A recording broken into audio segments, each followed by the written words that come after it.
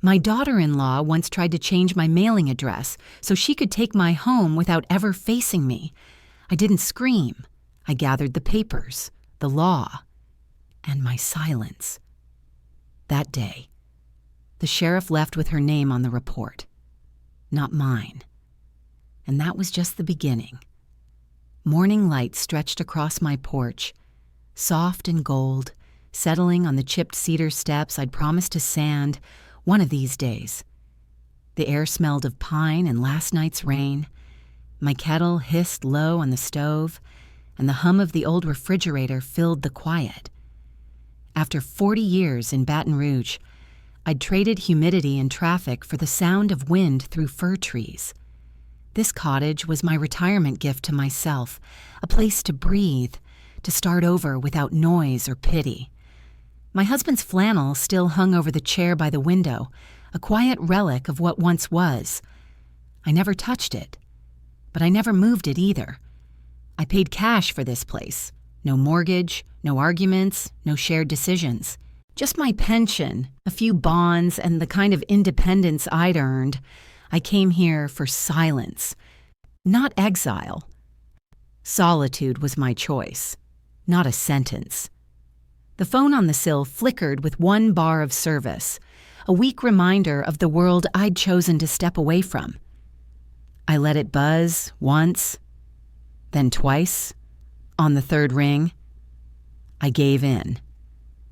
"Loretta, hey, it's Callista." My daughter-in-law's voice was sharp, bright, and far too busy. "Listen, I wanted to give you a heads up. My parents are moving in with you for a while." I blinked. Sure, I'd misheard. "Come again?" "They sold their condo. Market's crazy right now. You've got space, right? It's just until we sort things out." "You're telling me, not asking," I said slowly, steadying my tone like I used to when managing hospital staff. "It's family. Loretta, everyone's agreed. Don't make this hard." That line hit harder than she knew. My kitchen clock ticked louder than her words. "This cottage is not a group project," I said finally. She sighed, impatient. "People already know, so let's not turn this into drama." The call ended with a hollow click. Outside, a woodpecker tapped somewhere in the distance, oblivious to the storm that had just started inside me. I set the phone down and took inventory like an engineer. Deed folder, check. Lock bolts, secure. Savings, untouched. I whispered to myself, "I'm not mad, I'm awake." I pulled a yellow pad from the counter and made 3 lists: boundaries, logistics, exit ramps. Under boundaries, I wrote, "No uninvited guests." Under logistics, I added, "Check property insurance." Under exit ramps, just one word, trusts. Then came the ritual, proof over panic. I snapped photos of my deed, logged into the county site, confirmed my property taxes were current. Paper doesn't lie. I wasn't about to argue over the phone. People forget tone, but not receipts. The kettle whistled again. I poured my tea, added a squeeze of lemon, and stared out at the lavender patch that refused to die. I'd planted it for beauty, but now it was a reminder. What survives neglect can also survive intrusion. I thought of my daughter, Ellen. Sweet, sensible, but too easily swayed by Callista's charm. I wouldn't drag her into this yet. I'd show her proof when the time came. Facts, not feelings. By noon, my calm had returned, not soft, but sharp-edged. "Peace costs money and choices," I murmured. "I paid both. Out here, a woman like me doesn't get to play victim. We plan. We prepare." Then came the chime. My doorbell camera blinked, a delivery van in the driveway, though I hadn't ordered a thing. The driver glanced at his clipboard, squinting toward the house. On the screen, I caught the name scrawled across the form, Drew Family. At that exact moment, my phone buzzed again. A new email and subject line, move-in logistics. I stood still, watching the van back up the gravel path. My keys were already in my hand. I didn't pick them up to leave. I picked them up to lock in. The morning after that email, the woods felt tighter, as if the pines were listening. I sat at my desk and opened the message from Callista. 3 attachments waited like trespassers: a floor plan marked guest house, a week's schedule, and a list of preferred items. She hadn't asked. She'd declared. I hit print, hearing the machine hum like a witness. Each page came out warm, smelling faintly of toner and audacity. I renamed every file in a new folder: 2022-08 Callista Occupancy Push. Years of hospital administration had made me fluent in documentation. On the first page, I wrote by hand: not consented, unilateral. The date, the time, her full name. It wasn't paranoia, it was record-keeping. I slid the floor plan under my deed, the insult beneath the proof. Red pen in hand, I circled master bedroom and scrawled beside it, "Who is our?" The paper snapped as I clipped it to the binder. Then I muted my phone. No calls until I said so. Paper before people. That was how a woman my age stayed sane. Next, I wrote a reply. No heat, no apology. Just plain English. This property is not available for occupancy. Please do not dispatch movers. I copied my attorney, Nerissa Cole, and blind copied myself. Subject line: notice, non-consent to occupancy. I added one sentence that said everything without raising my voice. For clarity, this email constitutes written notice. My fingers didn't shake once. By noon, I drove into Sisters. The little office supply store smelled like ink and old carpet. I bought a locking file box, colored tabs, a pack of green certified mail cards. The young clerk smiled and said, "Starting a project?" I smiled back, just keeping my peace on paper. At the public library, I scanned my deed and tax receipts, sending them to Nerissa with the subject background docs. The librarian, a soft-spoken man about my age, adjusted his glasses and said, "Paper trail, huh?" I nodded. It's cheaper than court. Next stop was the post office. I bought 10 certified mail slips and a book of floral stamps. Paper is peace of mind, the clerk said, like it was gospel. I drove home with the sun lowering through the trees, my tote full of proof and purpose. That evening, I sat at the kitchen table with my laptop open. I looked up Oregon occupancy laws: guest, tenant, trespass. Simple rules. If you read them right, consent defines entry. Duration defines status. I underlined, unauthorized presence may constitute trespass. I printed a 1-page policy for my home. No overnight stays without written permission from owner. I taped it inside the pantry door. Then I typed another for the front porch. Private property. Deliveries by appointment only. Respect doesn't require volume, it requires clarity. At dusk, I took my walk down the lane. The nurse 2 doors down waved. "You settling in, okay. Loretta?" I smiled. "Working on my piece like it's a garden." She laughed, unaware of how literal I meant it. Then she mentioned a next-door post about family moving in with the elder down the road. My stomach tightened, but I kept smiling. Gossip travels faster than trucks. Back home, I watered my lavender. The air cooled. The frogs started up. I set my phone on the table, the screen reflecting porch light and worry. I adjusted my camera alerts, checked each door. No panic, just readiness. Before bed, I photographed every room and backed the files up to a drive labeled Forest Peace 2022. I placed spare keys into a lockbox. The fake rock now just decoration. A delivery refusal form sat ready by the door, pen clipped to it. Then came the call. A woman from a moving company said they were confirming delivery for the Drew family residence. I steadied my tone. "This is Loretta Vann, property owner. There is no consent for delivery. Silence. Then, we'll need it from the person paying. I replied. The person owning decides. After hanging up, I emailed the company, attaching my deed and Nerissa's address in the CC line. Then I brewed tea. Calm is my inheritance. Near midnight, another email pinged. Callista, again. We told everyone, it's family. She'd CC'd half her relatives, painting me as the stubborn old woman in the woods. I typed one reply, no occupancy authorized. Continued contact will be treated as harassment. I didn't copy Ellen, my daughter. Not yet. Protecting her meant not feeding the drama. I turned off the lights, the house falling quiet. Before bed, I whispered a verse my mother used to say when storms rolled in Louisiana. Lord, stand by my door when trouble knocks. At 5:43 a.m., the motion camera chimed. Headlights rolled slow along the county road, white beams cutting through the mist. I pulled the curtain just enough to see the outline of a box truck, the driver stepping out with a clipboard. I tightened my robe, picked up my tote, and breathed deep. My land, my name, my line.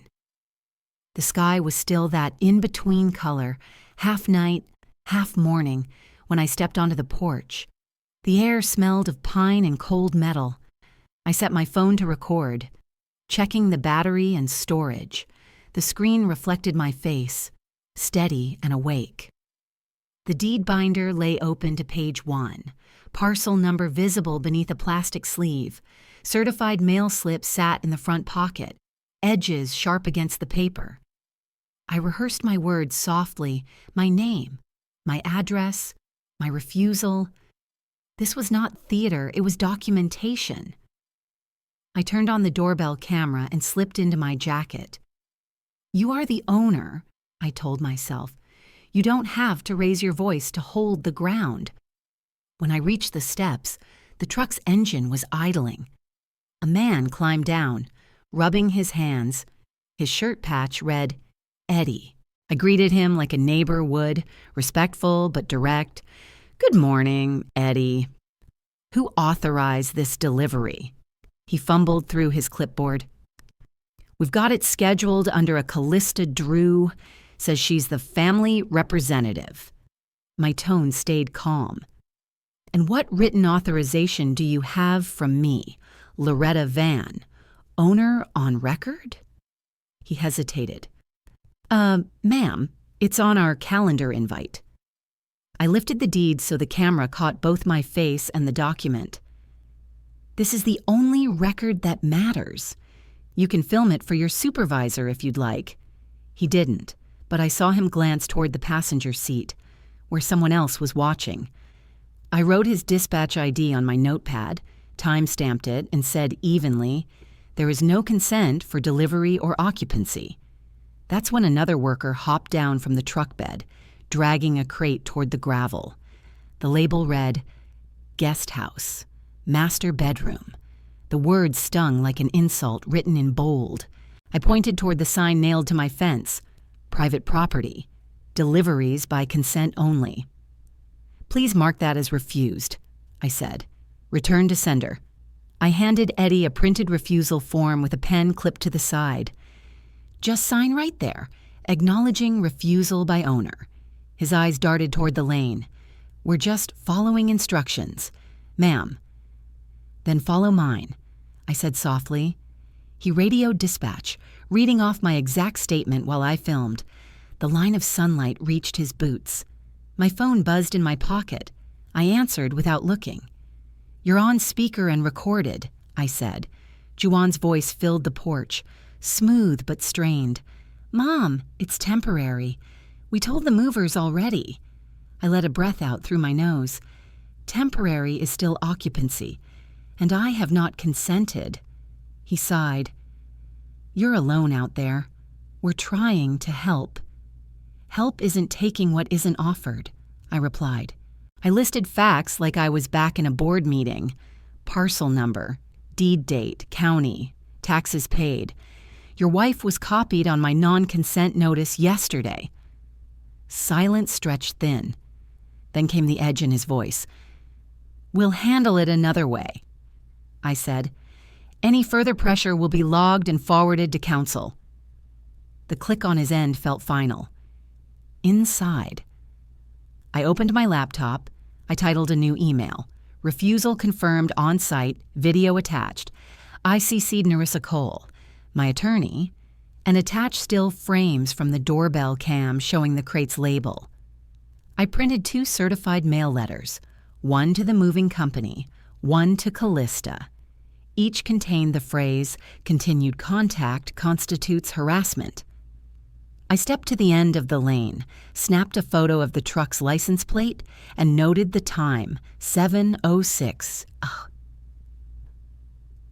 When the truck finally turned around, the sound of gravel under its tires felt like a sigh of relief. But before the quiet returned, another vehicle rolled up, a dark SUV, tinted windows, engine low and slow. The passenger lifted a phone, pointing it at my porch. No wave, no word, just recording. Then my phone pinged, a text from an unknown number, a screenshot of me, standing there in my robe, binder in hand. The message read, "This won't end well if you keep acting like this." I met the camera's stare, lifted my chin, and said into the morning air, "Document that too." The morning light cut through the pine trees like thin gold threads when I dialed the county's non-emergency line. My hand was steady, my voice low but clear. "This is Loretta Vann, parcel number 130925. There was an attempted delivery at dawn by a box truck, unauthorized. I have video, license plate, and dispatch call ID. The operator asked if it was a domestic matter. I answered, 'No, ma'am. This isn't about family feelings. This is about property rights and consent.' The words felt like armor, polite, lawful, final. She promised to log an incident report and said Deputy Asa Ryman was en route. I wrote her initials and the timestamp beside my coffee mug. The house smelled faintly of cedar polish and calm defiance. When the sheriff's SUV rolled up the gravel lane, I met him at the porch. Deputy Ryman was young, steady-eyed, the kind of man who listens before speaking. I stood at the threshold, hands visible, binder open to my deed. "Morning. Deputy, everything you need is here. Ownership documents, delivery refusal, property sign." He photographed each page with care. Then we played the doorbell footage together.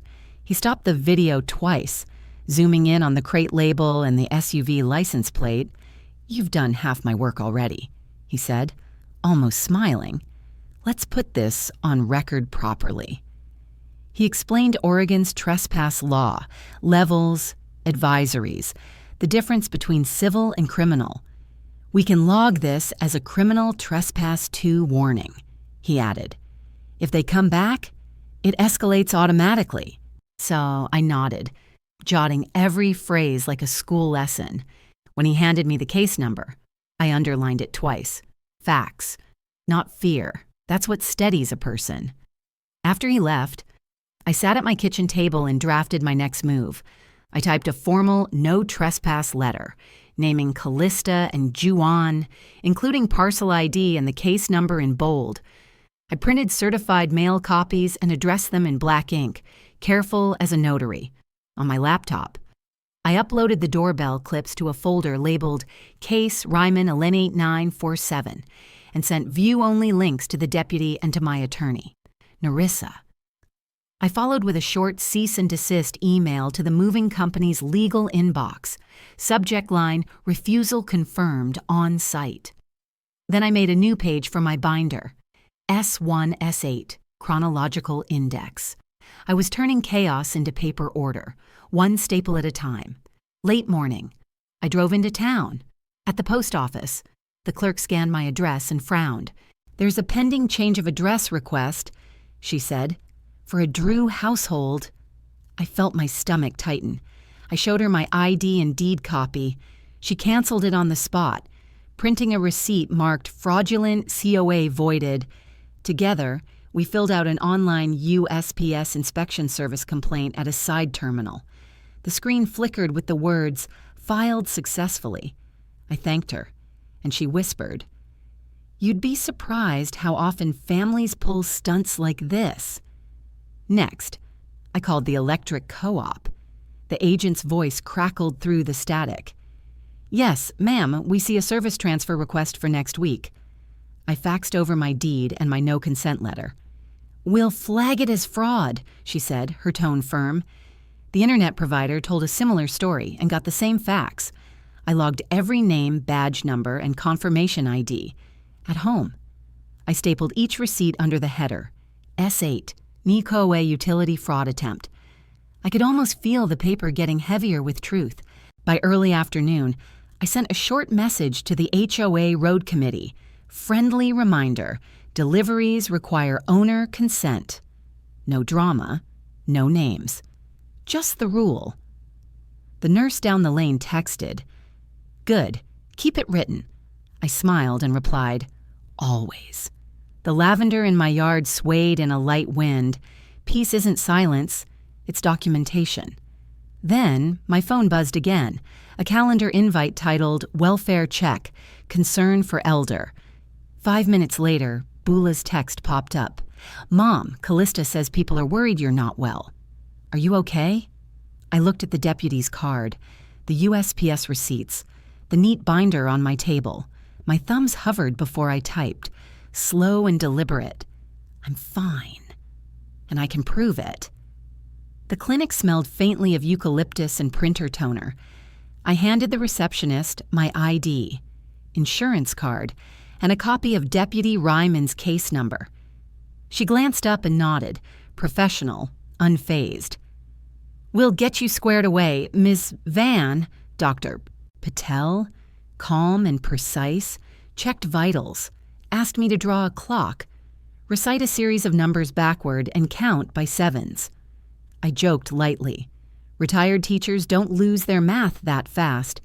He smiled, made a note, and listened as I explained. Family conflict over property. I need a competency letter, mental and financial clarity in writing. He understood immediately. "We'll have it signed by 4, both digital and hard copy." I asked for the language to be exact, no ambiguity. Mentally competent, capable of independent financial decisions. I texted Beulah afterward. At clinic, all good. I'll share the letter later. My tone was soft, but each word was deliberate. I sent the appointment proof to both Nerissa and Deputy Ryman before heading home. A white sedan waited in my drive when I pulled up. The woman stepping out wore a badge, Adult Protective Services. "Ms. Vann? I'm Specialist Morales. We received a welfare concern." My phone camera was already rolling. "Come on in," I said, holding the door wide. The kitchen was spotless, receipts stacked, meds organized, breakfast plate rinsed. "Someone filed a complaint this morning," she continued. "Anonymous Gmail. Says you may be confused." I pointed to my binder. I'm the opposite of confused. I showed her my clinic receipt, utility bills, and medication list, all logged by time and date. Then I handed her the deputy's card. She studied the scene, asked about daily routines. I described my coffee timer, my banking logins, even my lavender watering schedule. She nodded slowly. No signs of neglect or diminished capacity. She signed her card and handed it to me. "I'll close this as unfounded." Her voice carried that mixture of relief and quiet respect. By early afternoon, my email chimed, a message from Nerissa. "Loretta, here's what we found." Attached were Callista and Juwan's public financial records, 2 late mortgage payments, credit cards near max, and a HELOC line drawn without clear collateral. My stomach clenched as I opened the final file. Upon receipt for Leonard's old tools, family desperation had a paper trail now. I compared dates. Boula's transfer 2 months back, $20,800 labeled family emergency. I drew a flowchart on legal pad. Debts to address hijack to forced cohabitation plan. Facts first, feelings later. I brewed mint tea, slipped each page into a labeled sleeve, S9 through S11. Calm hands build strong cases. The crunch of gravel pulled me from my chair. Callista and Juwan stood at the edge of my porch. Phones raised. I stepped outside. Phone already recording? "You're on camera," I said evenly. "This is an active trespass notice under case number 118947. State your business." Callista's voice was syrupy. "We just came to check on you and maybe start moving things in." "Family voted," Juwan added. "We already changed the address. Loretta. It's done." I kept my voice steady. "That COA's canceled. Utilities locked. The welfare check you triggered, closed as unfounded." His face darkened. "We're trying to help. Help doesn't start with fraud." I said, "Step back from my stairs." When he didn't, I recited the Oregon criminal trespass advisement, word for word. The air shifted. I opened my tablet, showing the clinic letter that had just come through, signed, time-stamped, medical and legal gold. Callista muttered something about crazy paranoia. I stayed silent, thumbed Deputy Ryman's number, and hit speaker. The call tone alone was enough. They backed away slowly. As they turned, I handed them each an envelope, a printed cease and desist with Nerissa's watermark. Inside, I forwarded the video to Nerissa with the subject, S12 on-porch confrontation. Her reply came minutes later. "Perfect record. If they persist, we file civil harassment. Also, schedule estate planning ASAP. I booked a Monday appointment with an attorney in Bend to finalize a revocable trust and add a no contest clause." My binder now read S1 through S12 with QR-coded evidence sheets. Every tab a defense. Dusk spread over the trees when my phone rang. Beulah's voice was low, hurried. "Mom, I saw the documents. We need to talk, but not here." I heard the tremor in her breath. "He's been reading my email." My throat tightened, but my tone stayed calm. "Drive to the Overlook, V, baby. I'll meet you there with the letter." Headlights cut through the fading light as I locked the door, binder under my arm. Some wars are fought in silence, but every victory needs proof. The air at the Overlook carried that dry mountain chill that made every word hang longer than it should. Beulah sat in her car, both hands gripping the steering wheel like it was the only solid thing left in her life. I handed her the clinic letter first, then the one-page map of debts. "Mom," she whispered, "he's been reading my email for months. I didn't want to believe it." Her eyes flicked over the stamped letterhead, the words mentally competent glowing under the dashboard light. "You don't owe anyone your peace," I said. She wiped her cheek with her sleeve. I showed her screenshots. COA cancellation, APS card, timestamps. "Text only, no phone. If he's watching, we keep it clean." She nodded. "Will you come to the meeting?" I asked. "You don't have to speak. Just be there." She took a slow breath. "Okay. I'll sit in the back." I touched her hand. "No yelling from me tonight, just the truth on paper." In my truck, I called Nerissa on speaker. Her tone was sharp as a blade. "Slides uploaded. Evidence real-timed. You get 3 minutes. I'll patch in remote." Deputy Ryman's voice followed. "I'll be there, in uniform, body cam rolling. Let's make it clean."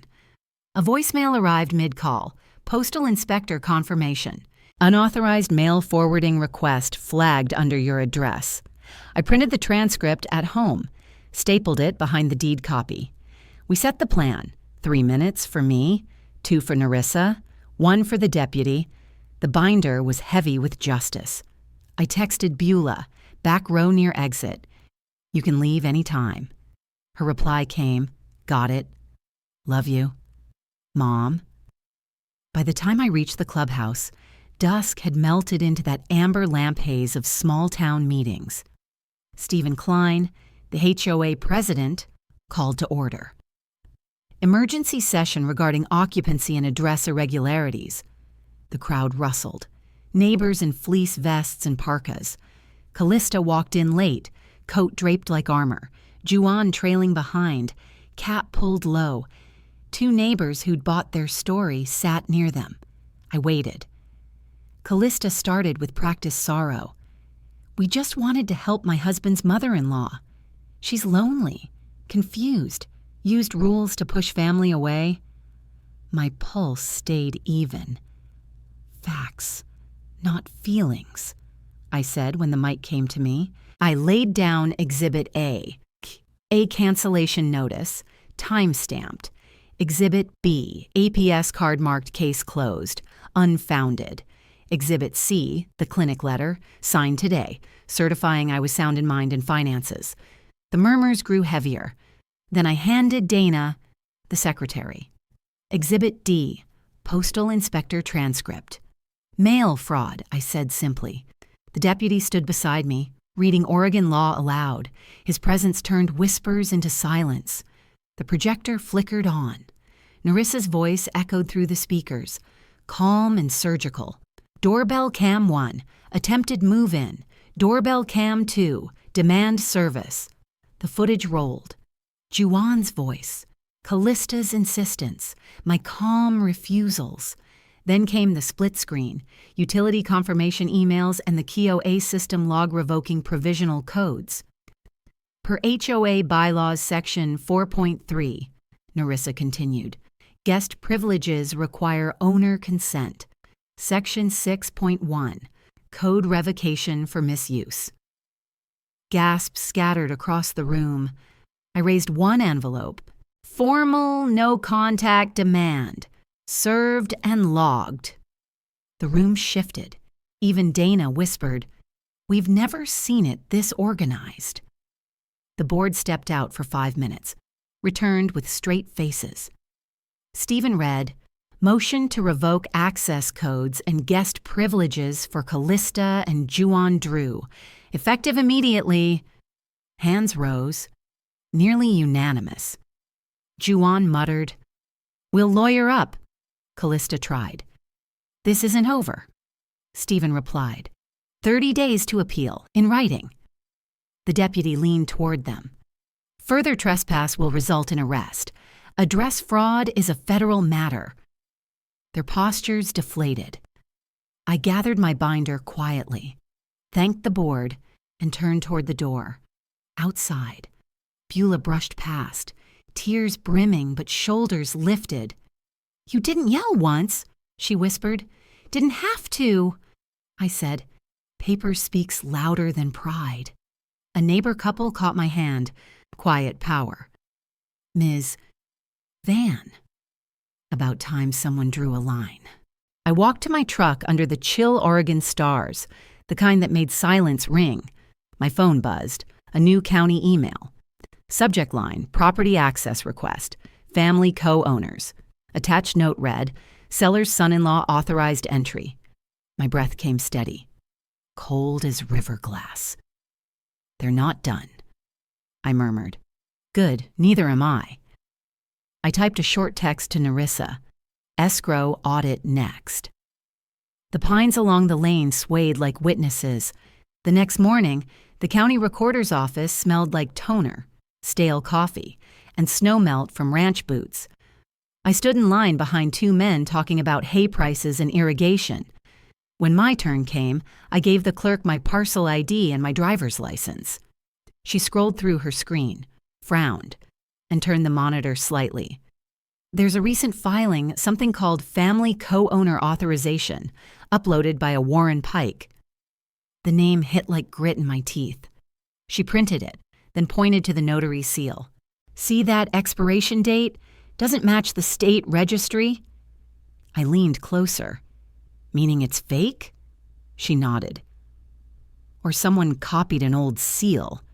She dug deeper. Pulling the audit trail, an e-submission from Pike's portal. No deed transfer, just a piece of paper meant to look legitimate. I asked about the notary's logbook. There isn't one, she said. Remote notarization requires a platform ID. This doesn't have it. My jaw tightened. So it's air. She smiled slightly. If it isn't recorded, it isn't real. I signed a sworn statement disputing it, then watched her stamp a bright red label, suspected fraudulent instrument. I texted photos to Nerissa. Her reply came quick. Hold that. We'll leverage it with the broker and the DA. At Pike & Larch Realty, the air smelled like potpourri and denial. The receptionist stiffened as I placed the clerk's memo on the counter. Please tell Mr. Pike Loretta Vann is here. He appeared moments later, vest zipped, grin polished. Misunderstanding. Ms. Vann. Families get tangled up. I spread out the papers. Here's the filing number, the notary mismatch, and your upload metadata. You tried to list my property. His smile flickered. I hit speakerphone. Nerissa joined mid-sentence. Mr. Pike, she said evenly, under Oregon administrative rules, filing false interest in property exposes your errors and omissions insurance to civil liability. Silence. The principal broker came on the line. Did you verify the signer's authority? Pike hesitated. The son-in-law said he had it. That was all it took. The broker ended the call with clipped authority. All showings terminated, listing withdrawn. Internal review effective immediately. I gathered my papers. Send an apology memo to the HOA board. I said, people deserve the truth. The broker promised to circulate one. I walked out to the crisp air. The morning sun hitting the snow like new ink drying. Paper had done the talking. After lunch, I called the USPS Office of Inspector General. The agent's tone was brisk but kind. I recited the case details, the fraudulent change of address logs, the COA cancellation receipts. Case number assigned, she said. Do not confront anyone. Forward misdelivered mail directly to us. I forwarded the reference to Deputy Ryman and Stephen Klein from the HOA. Ryman's reply was instant. Logged. Trespass warning remains active. Minutes later, the HOA's vendor sent a gate log screenshot. Callista's code denied at 6:12 a.m. Dana Voss drafted a community bulletin. Guest privileges required owner consent. Misuse meant immediate revocation. Replies rolled in. About time. Thank you, Loretta. For the first time, my name didn't sound like a rumor. It sounded like a person. By afternoon, Boula's text popped up. He's pacing, says you turned the town on him. I wrote back, you're safe. Call if you need a ride. A voicemail followed. Callista's syrupy tone. We only wanted to help your place not sit empty. Then Juwan's, you think paper scares me? We're family. I didn't reply. Screenshots went straight to Nerissa, who drafted a refined no-contact demand. Their social post came next. A filtered photo captioned, "Pray for bitter hearts." Neighbors linked the HOA bulletin beneath it. Boula later whispered that she'd opened a new account and rerouted her paycheck. Tiny step, she said. Huge freedom. I smiled. Silence is a full sentence. I wrote in my notebook. Evening settled over Ponderosa Ridge. At the clubhouse, a retired firefighter offered to reinforce my back door. Community's got your back, Miss Vann, he said. Klein mentioned that 3 owners had come forward about Pike's past behavior. Dana updated event rules, QR guest verification, full audit trails. The board archived my evidence reel for training. I allowed it with one condition: keep my daughter's voice private. For the first time, the ridge didn't feel like a battlefield. It felt like home, standing up for itself. Nerissa filed the temporary no-contact order that night. The escrow audit opened on every account tied to my address. Deputy Ryman's email came next. Incident report compiled, clean and tight. My insurer confirmed coverage for legal expenses. The county clerk followed up. State investigators were reviewing the forged notary seal. Beulah asked, "Is it too dramatic if I stay with a friend?" I said. "It's called breathing." She laughed, a real one this time. I swept pine needles off the porch and hummed my mother's hymn. I changed the lock, tightened the new strike plate, and wrote to my late husband, "You'd be proud I drew the line." My phone buzzed again, email from the district attorney's intake. They wanted me for an interview in 48 hours. A second ping followed, state notary investigator scheduling a call. A third, auto reply from the broker. Pike was placed on leave. I looked out at the dark ridge and said to the trees, "We finish this right." The DA's conference room smelled faintly of lemon polish and tension. Nerissa and I signed the visitor log. I spoke my name clearly, Loretta Vann, so it landed right on the record. The assistant DA, a tall woman with calm eyes, outlined the meeting's scope and switched on the recorder. Across the table sat Callista and Juwan, tight-jawed, their attorney already building a family misunderstanding defense. I placed my blue binder on the table, each tab a different color.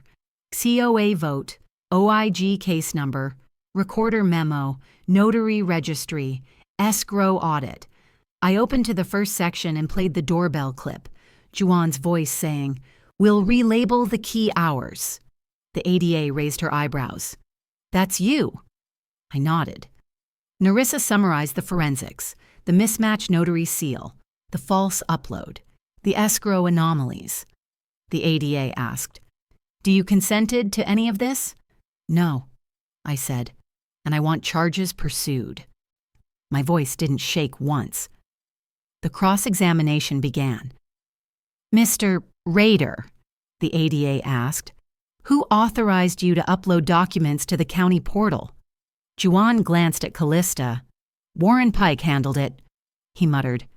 "Broker's not an owner," she shot back. Then to Callista, "Where did you get Ms. Vann's access code?"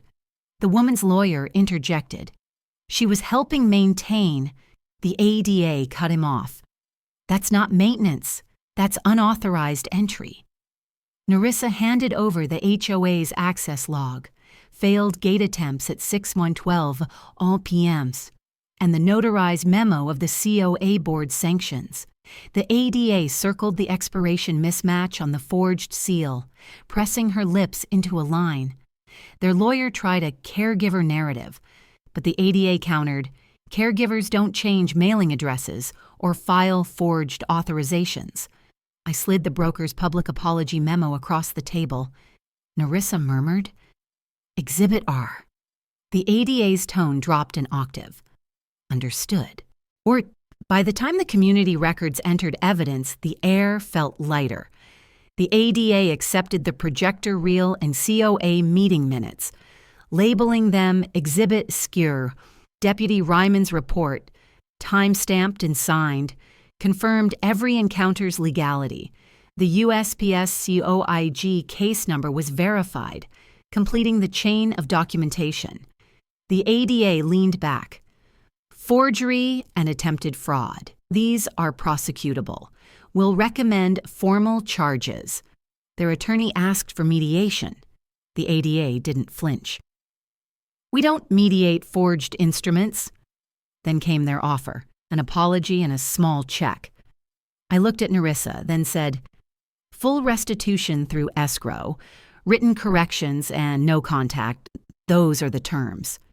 Callista's mouth opened, but her lawyer gripped her wrist. "We'll confer." The ADA closed the folder. "You'll receive notice." No coffee shop handshake, no hugs, only signatures with ink that wouldn't fade. 2 days later, the KOA clubhouse held a special meeting. The principal broker stood at the front, voice uneasy but clear. "We regret our participation in an unauthorized listing and apologize to Ms. Vann and the community."